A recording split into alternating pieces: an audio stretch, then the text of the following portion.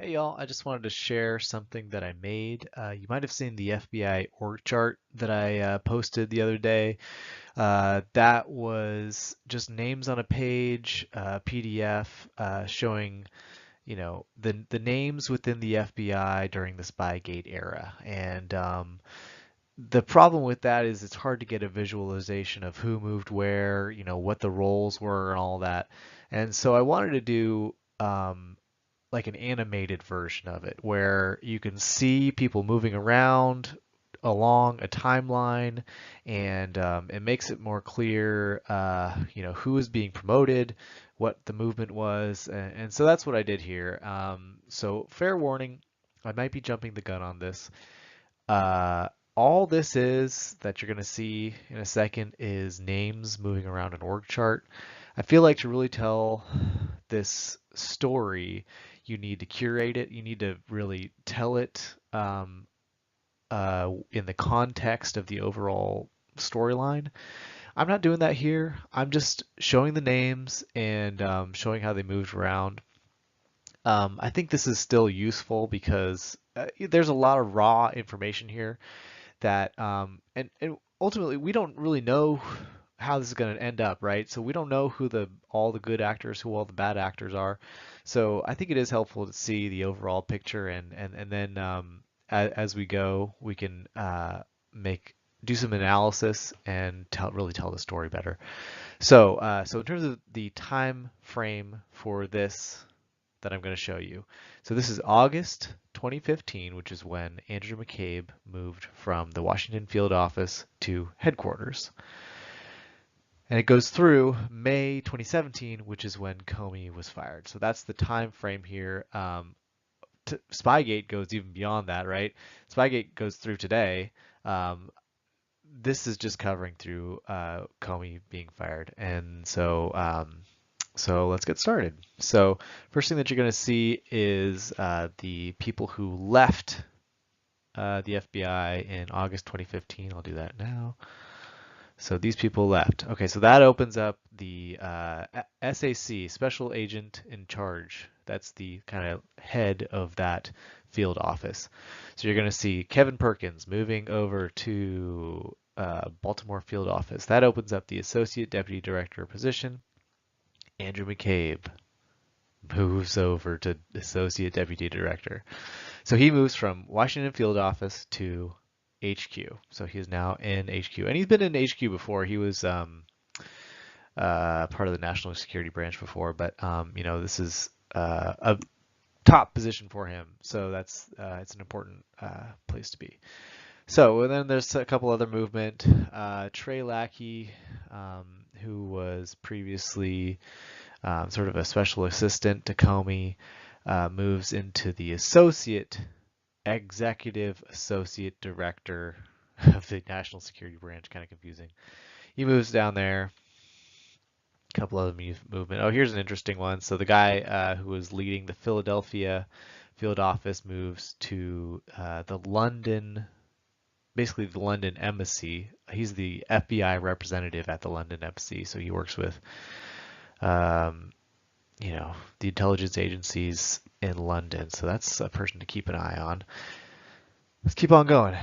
Okay, a couple other changes, lower level. Okay, so September 2015, a couple people moved, Boston and Chicago. The guy in Detroit, Paul Abate, which will move around quite a bit. He takes McCabe's old job at the Washington field office. Harold Shaw moves down to Boston. A couple of okay. October 2015, exits. Louis Bladel moves from headquarters to New York field office counterintelligence. November 2015, leaves. Greg Cox, who was Strzok's old boss, actually. Strzok came from Washington field office counterintelligence. So you can see Greg Cox in a couple of the texts. And Greg Cox actually offered Strzok a job in the CIRG, Critical Incident Response Group, I think. Anyway, Strzok doesn't take it, but That's his old boss. Okay, December 2015. Randy Coleman moves from Counterintelligence Division up to EAD. Bill Priestat moves into Randy's old job. Carlos Cases, San Juan field office to headquarters. Little movement. Eric Spohr, Cyber. Charles Kable, headquarters to Washington field office counterintelligence. He's in this text a lot. I think that we don't really understand what was going on with him yet. Carol Lee, that's an interesting one. We need more information on her. I don't really know what to say about it. Okay, then a couple other people. And this is where we see Peter Strzok coming in to CD4. So he is now officially at headquarters in December 2015. So January 2016 is when Mark Giuliano retires. So he is the deputy director.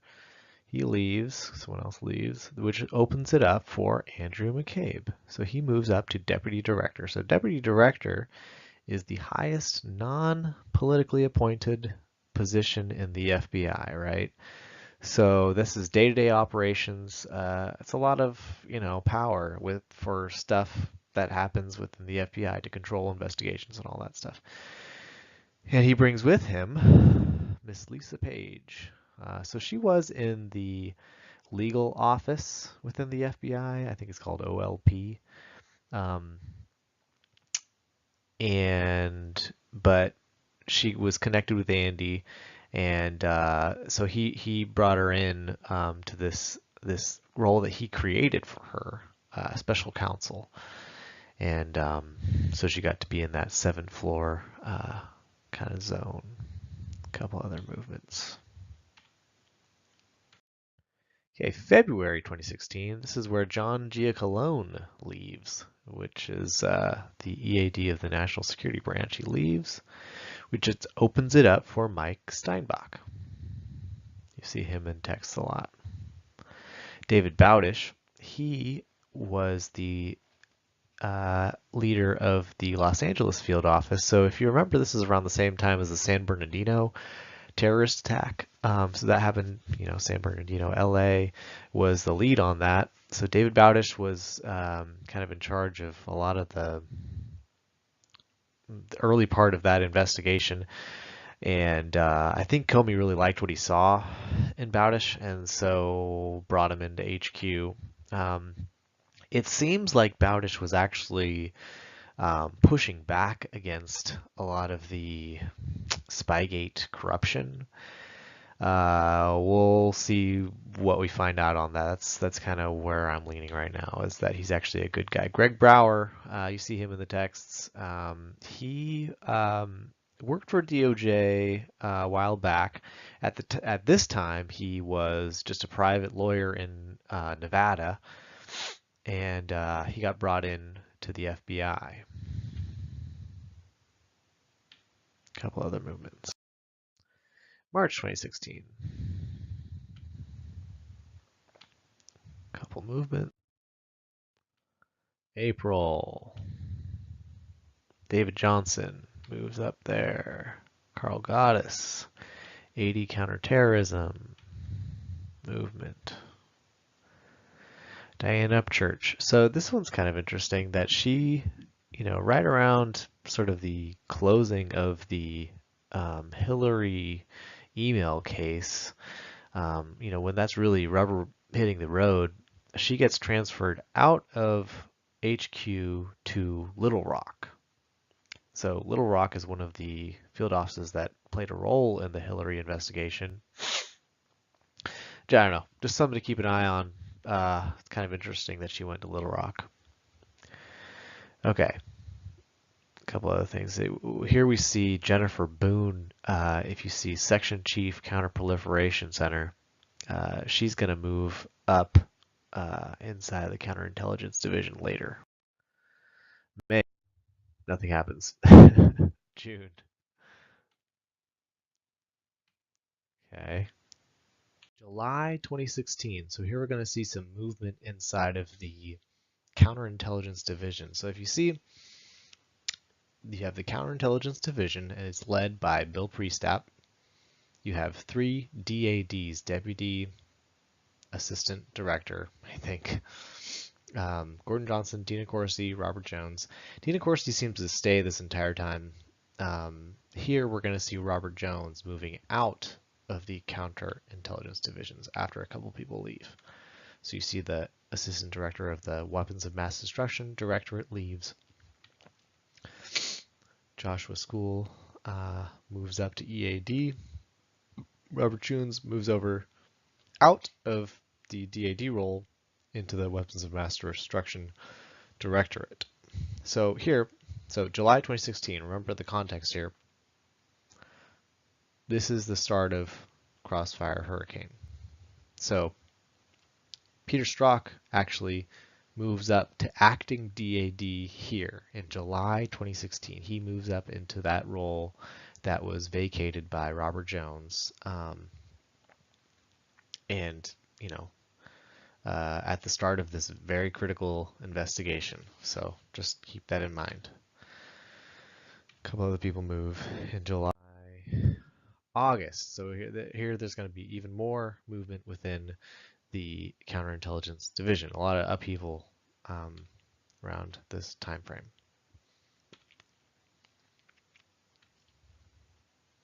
Moving around, including the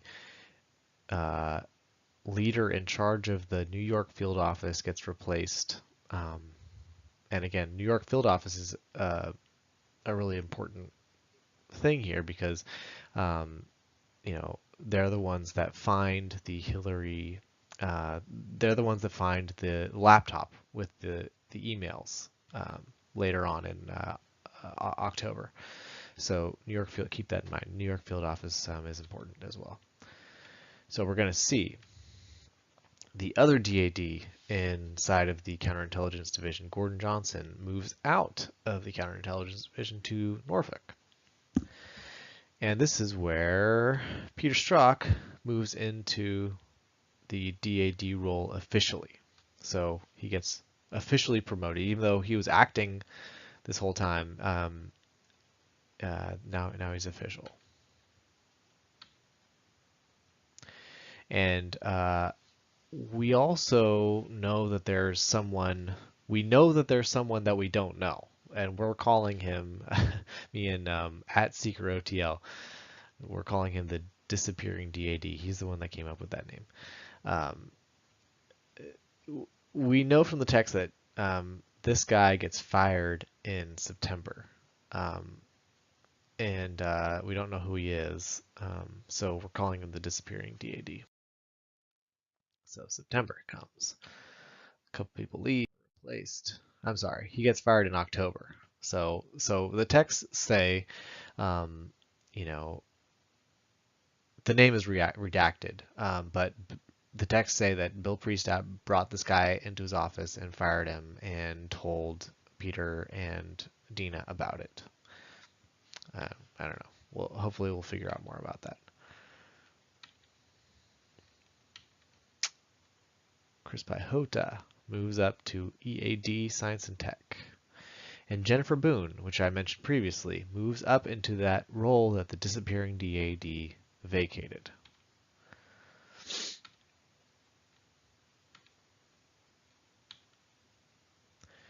Okay, so all of that is really the big stuff. I'm just kind of get through the rest of it so you can see the rest of the movements here. Just keep in mind that November 2016, Trump wins, right? So that changes. No one is expecting that. So all the changes from here on out, kind of keep that in mind that people are adjusting to the fact that Trump won.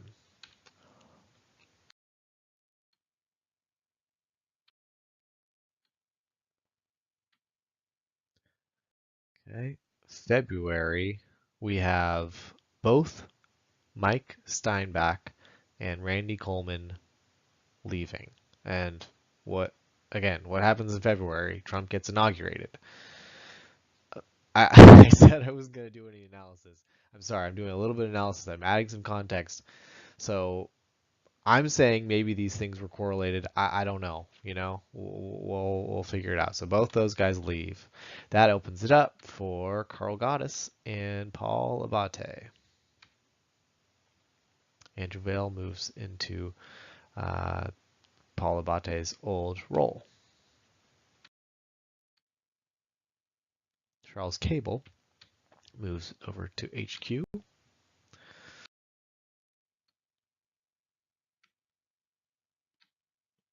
And James Comey gets fired in May 2017. Okay, so I'm going to stop here. Obviously, this is a story that has a lot more to be told. So, to be continued.